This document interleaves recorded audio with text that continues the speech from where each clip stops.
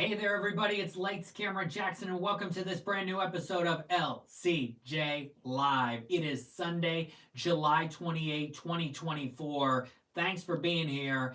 And we've got one of the biggest opening weekends of all time. Right now, they're calling it as the 8th for Deadpool and Wolverine. $205 million for the weekend. Disney and Marvel, once they saw the numbers climbing, certainly wanted this to get over $200 million. This becomes the 9th movie ever to open to at least $200 million. I've got half of the dynamic duo here with me. I've got Wolverine, Hugh Jackman, and I've also got Iron Man, Robert Downey Jr., because it is quite a weekend for Marvel and the Marvel Cinematic Universe, not only with Deadpool and Wolverine, but Robert Downey Jr. returning to the MCU, this time as Doctor Doom in 2 Avengers movies, including Avengers Doomsday, which currently has a release date of May 2026. I posted a few things over the last 12-15 hours since this news broke. One of them being, look, there are so many actors on soap operas who play multiple characters, not just twins, but multiple characters over several decades. It's so commonplace. And the Marvel Cinematic Universe is a blockbuster superhero soap opera saga. So it makes complete sense to me that they're bringing back Robert Downey Jr. this time as Doctor Doom. Of course, Disney wants as much money as possible. Disney wanted as much money as possible this weekend for Deadpool and Wolverine. They put a $2.50 surcharge on every ticket, at least my ticket and many other tickets around the country. $2.50 over the normal price for a ticket. So they wanted a ton of money. They got it. They got $205 million. Now, where that ranks, like I said, the 8th biggest open ever, the 5th biggest for the Marvel Cinematic Universe. Right now, it is number 8, right above Black Panther with $202 million, and right behind the first Avengers from 2012 with $207 million, and then Jurassic World with $208. And then number 5 on the chart is The Last Jedi with $220. At this point, it's not getting to $220 unless it has a gigantic day today. But I don't think that's going to happen. But we could see this rise above Avengers and Jurassic World to become number 6 on the all-time chart, or go below Black Panther and become number 9, which is still very impressive. Disney certainly wants this over $200 million. They'll be, a little disappointed if it ends up being $199, but they're thrilled. I mean, my gosh, this is the 2nd biggest open for a movie in the post-pandemic COVID era, behind Spider-Man No Way Home.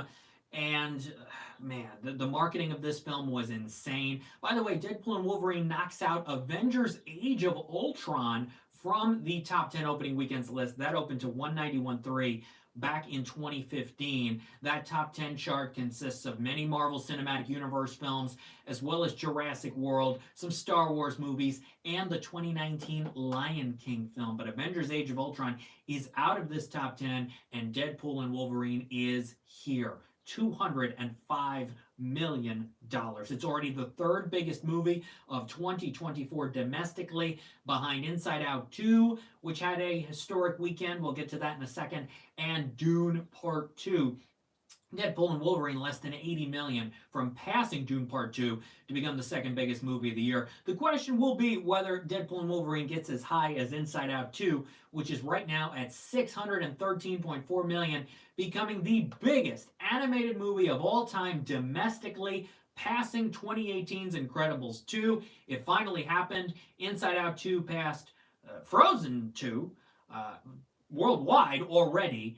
And that happened middle of last week or the week before. It happened a little bit ago, but now finally domestically, it is the biggest animated film of all time, passing Incredibles 2. That's an historic achievement for Disney and Pixar, and it added $8.3 million this weekend to make that happen. Pete Crooks, it is a horrible movie. I don't see what celebrating the cash cow factor does when the movie is so boring and unnecessary. I think you're talking about Deadpool and Wolverine, which I didn't love.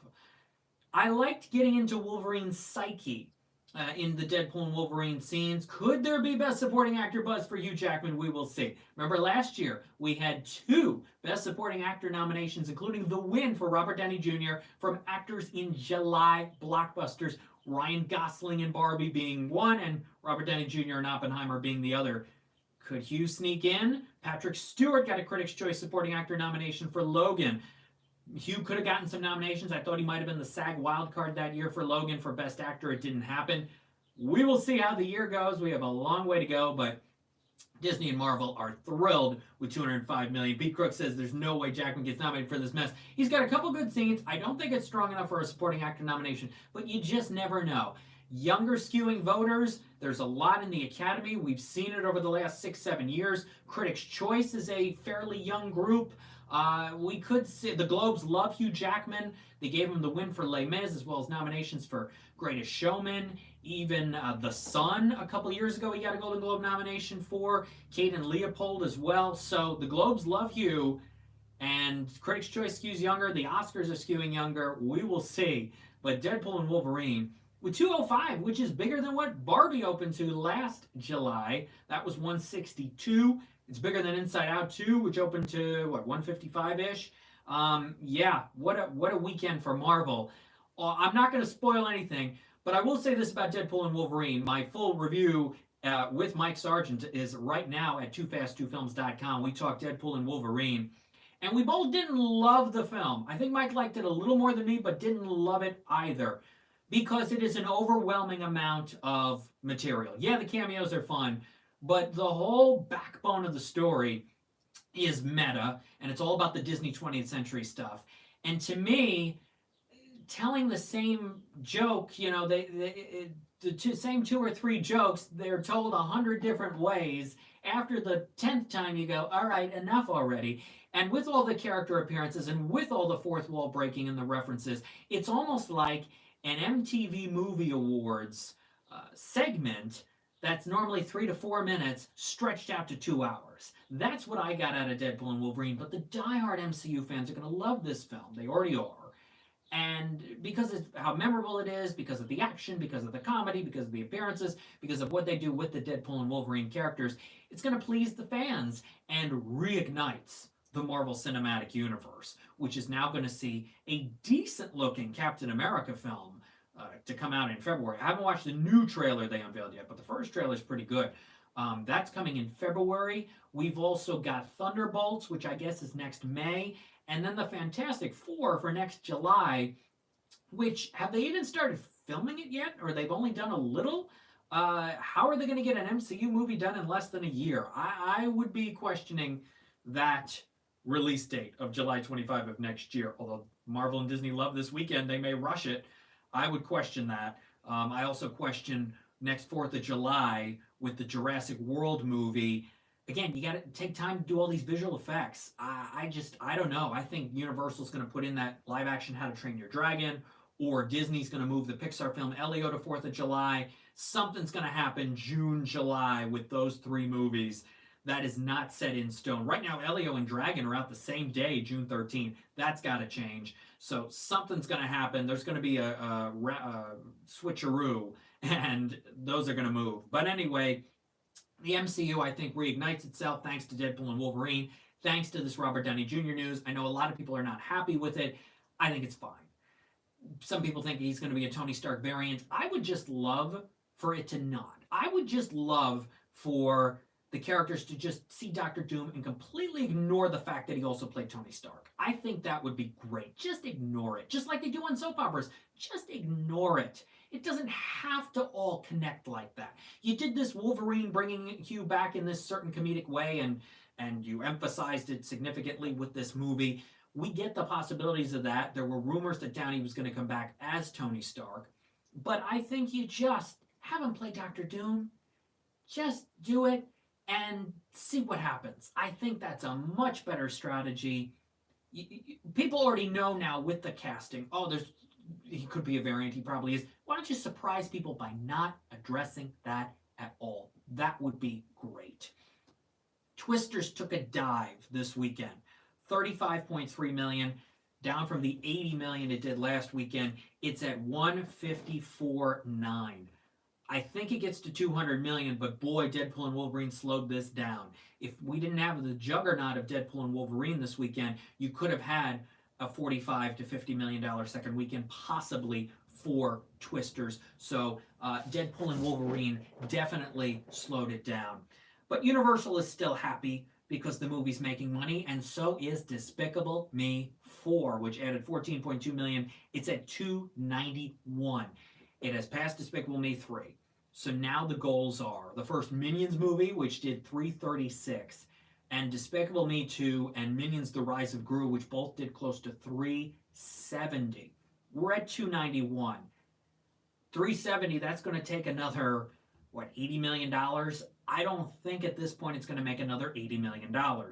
Could it get past the 336 of Minions? That is the goal. We'll see. It's definitely another $300 million Minions movie for Universal. They're thrilled about that. The next Minions movie is out in 3 years. This weekend coming up for families is Harold and the Purple Crayon, which I have seen. It is fun for basically kids 6 to 10. They're the target audience for it. They're going to enjoy it. Zachary Levi stars along with Lil Rel Howery and Zooey Deschanel. I spoke with director Carlos Saldana, the Oscar-nominated director of the Blue Sky Studios animated film Ferdinand. He also did the Rio movies and some of the Ice Age films for Blue Sky. Great conversation with him. It's at animationscoop.com and lcj.podbean.com. So that's out for Families Friday. That's going to steer some families away from Despicable Me 4 and Inside Out 2. Also for Families Friday on Netflix is the new Sandy Cheeks movie, Saving Bikini Bottom, with SpongeBob, the whole gang, in CG and live-action combo. It is premiering Friday on Netflix. I spoke with the executive producers, Vincent Waller and Mark Ceccarelli. That conversation is coming at you tomorrow, lcj.podbean.com and animationscoop.com. So we've got 2 options for families for this weekend, and we'll see how Harold and Purple Crayon does. I think it can open to double digits. I think it can get to 10 million for Sony. That's what Fly Me to the Moon almost did, and now Fly Me to the Moon, only 750,000 in its third weekend, only 19.1 million. That is a shame. Last summer, Sony had a semi-casualty in Gran Turismo, which only made 45 million. It should have made much more.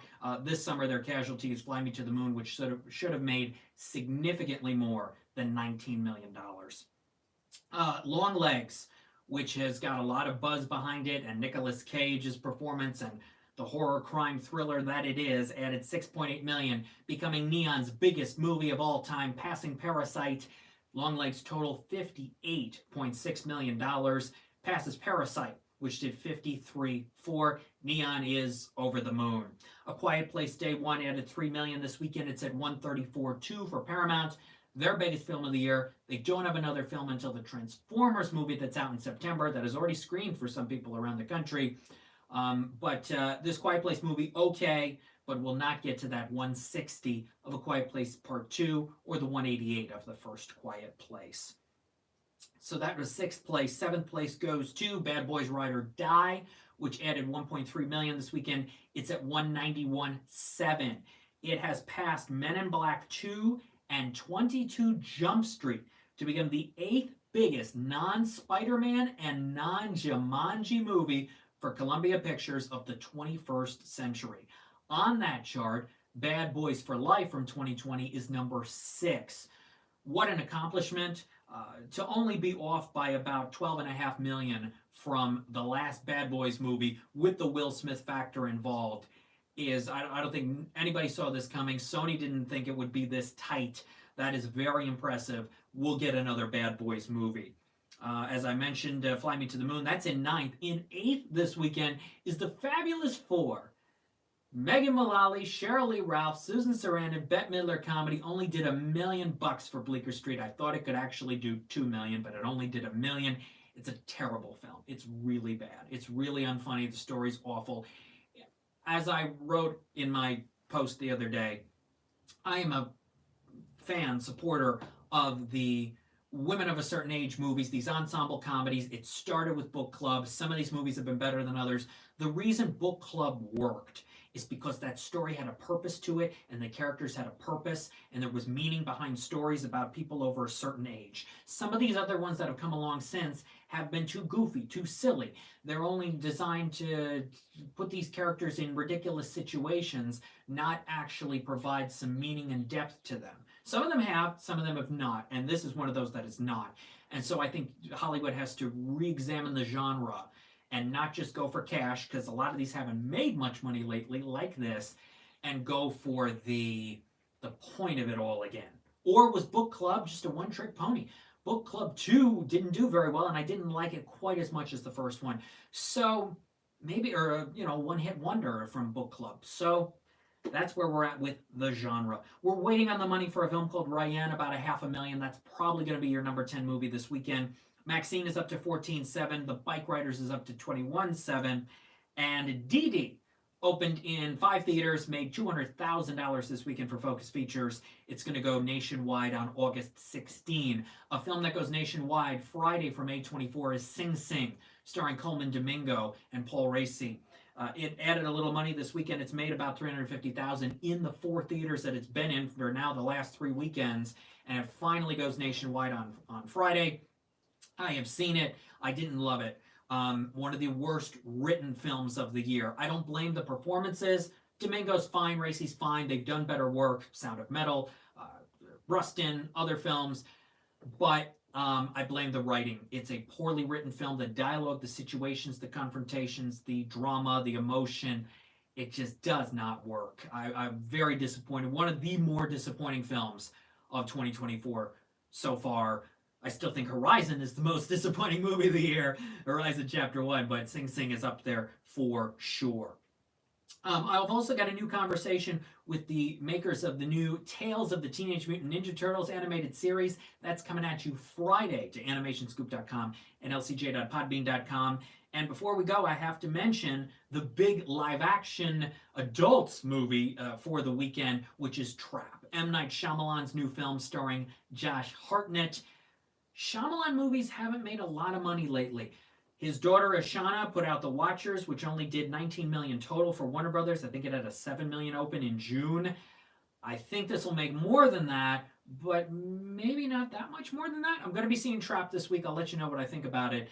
The last one, Knock at the Cabin, which came out just in February of 23, up against 80 for Brady, one of those ensemble comedies, only opened to 14 million, didn't do a whole lot. And that was the end of Shyamalan's run with Universal. He had Old in 21, which did a little bit, but not great. Same with Knock at the Cabin. And now he's moved over to Warner Brothers with Trap. We'll see how it does. It certainly will not be the number 1 movie next weekend. At this point, I could see it opening 3rd or 4th. Deadpool and Wolverine could do another 100 million plus. It depends on how many people go multiple times.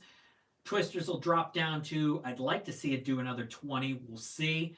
And then Trap will probably beat Despicable Me 4 because Harold and the Purple Crayon will come into play. If that does 10 million, I think Trap will do a little more than that. Despicable could drop to 5th.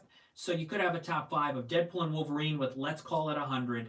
Twisters with about 20. I'm going to say Trap with about 12.